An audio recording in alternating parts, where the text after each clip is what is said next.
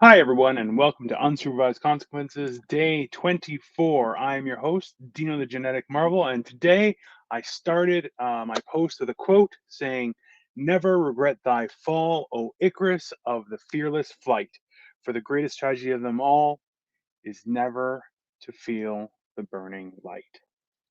So, today we are talking about Icarus. Icarus was something, I guess you call it a myth, story, and a tale of I guess to pass on some sort of knowledge. The idea of we've talked about before, knowing your limits and how to work within that.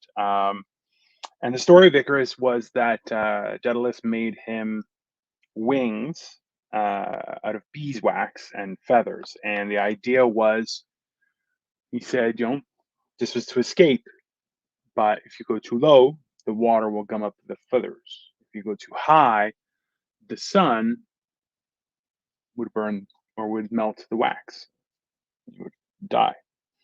And I've always made the joke, especially when I was bigger, was that I love to travel. People who sit beside me on airplanes do not like that I travel.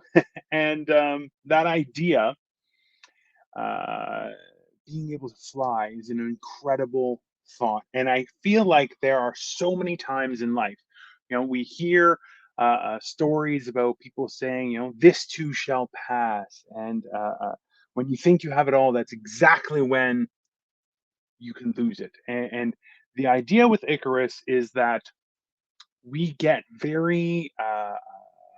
we feel invincible at times. And as the world changes and we think we got a handle on things and blah, we got it. And then it's gone every time.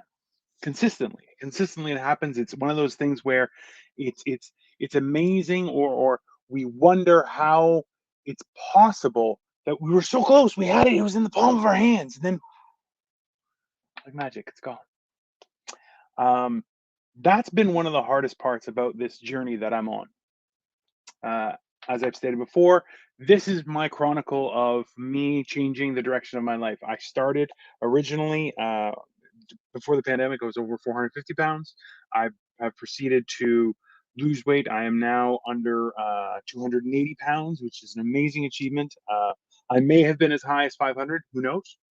But and I've lost 120 of those pounds was since October till now, which I really started taking my health seriously and really started ramping things up and doing things from of my own accord and for myself. So one of the things that I've learned throughout this entire process is that um, hubris, pride, man, they are so very, very dangerous in every aspect of our life. A lot of the times we don't realize how uh, negligent we are of controlling those feelings. And I know, I used to be cool. I went out and partied, and there were times you would think we were untouchable as youth, and I can't say we weren't at the time. I really can't. With other friends, groups, just out on the town, there were, and sometimes we were fools, no question about it. But as I get older and hopefully a little wiser, maybe, I keep on remembering how easy things can change, how quick things can change, how we make so many assumptions.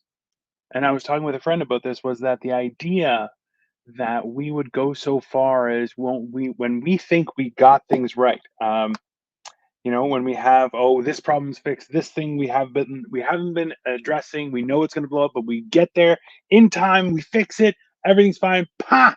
Now everything's fixed. I can focus on what I want. And as soon as we say that, as soon as we verbalize or bring into when we manifest that idea that everything's fine and we can take a break, that's when everything falls apart. And that idea of not reacting, I saw it actually on a clip. It was they do roundtables with actors that are actually become prominent, not young people, people who have done a lot in their career and still going. And I think it was Robert De Niro, and he said, he goes, "You can't react. You can't react and show how happy or how proud of your success you are or how on top of the world something make you feel, because it doesn't last. And as soon as you act that way, as soon as you embrace those feelings, he posed it that that's when life checks you. Life puts you, if you don't put yourself in check, life will do that on your behalf, whether you like it or not. It has nothing to do with your amicability with the situation or your willingness to experience that. And that's really what happens. With there's we all want to be the main character or the hero in our story. Who doesn't? What kind of person doesn't want to be the hero in their own story? But we live a life where we are encouraged, if not uh, groomed or directed, to just be passengers, and that's a weird existence. Uh, I've always had problems with that and frustration, and I know previous employers, managers, they always hated me because of it. Because I said they're going, that doesn't make sense. Explain it to me to make sense. I could be wrong. I'm like, hey, I'm an idiot. I'll be the first one to admit that I do not know what I'm doing. But if it doesn't make sense to me, there's most likely other people it doesn't make sense to. And a lot of people, they were just like, I'll just do whatever you say. They didn't really care, and I would push back constantly, and I don't regret that necessarily. It's more so the idea or the concept that um, I refuse to be that passenger. I refuse to stand idly by and just be a cog or in a great machine. That just wasn't for me. Surprised I lasted that long, to be honest. But now I realize that I am the machine. I am all the cogs. I am all the moving parts put together.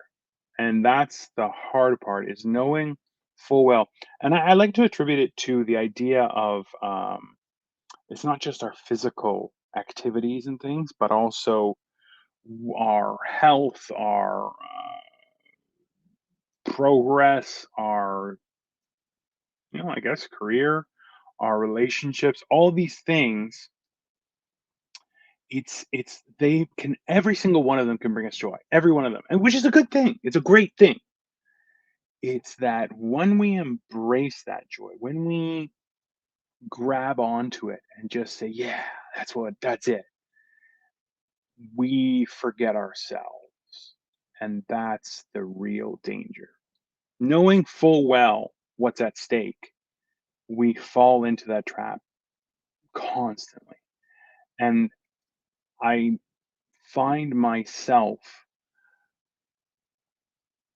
right now, I'm trying to master my reactions. Uh, I've become very, very skilled at smiling. Oh, that's awesome, great, and just a positive response for things. Whether it is or isn't, it's not the point. It's the idea that I want to be that positive reaction that people are looking for. Uh, and then a lot of the times people will be like, "Oh, so do you want a part of this?" "Oh no, not for me, thank you." "Really? No, no, that's fine. I'm good."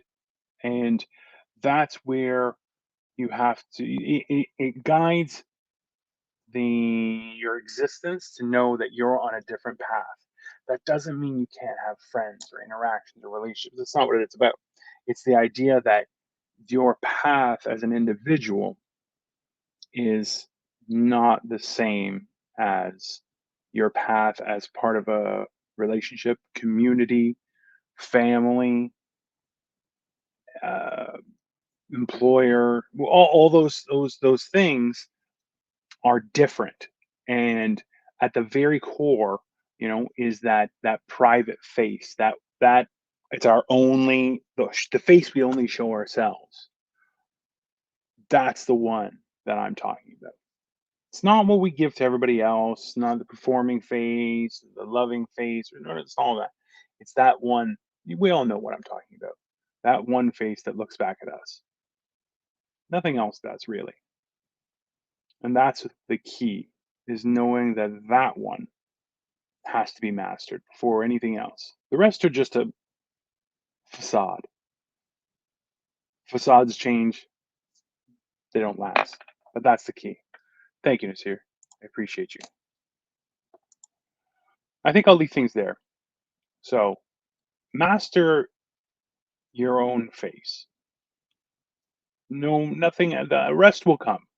But the focus, the key is mastering your own reaction, your own integration, your own sense of self, and that will proceed to set you free. So, in the meantime, guys, if you haven't already, like, share, and subscribe. You can find me everywhere on all the social medias on Dino the Genetic Marvel. I've started to do in an effort to start doing chin-ups. So it's I'm documenting everything. So please feel free. I appreciate all encouragement and tips as I am just learning. But in the meantime, please feel free to share this with anyone you think would be benefiting from it. And I'll be back tomorrow with more information. In the meantime, have a great day and go get some sun.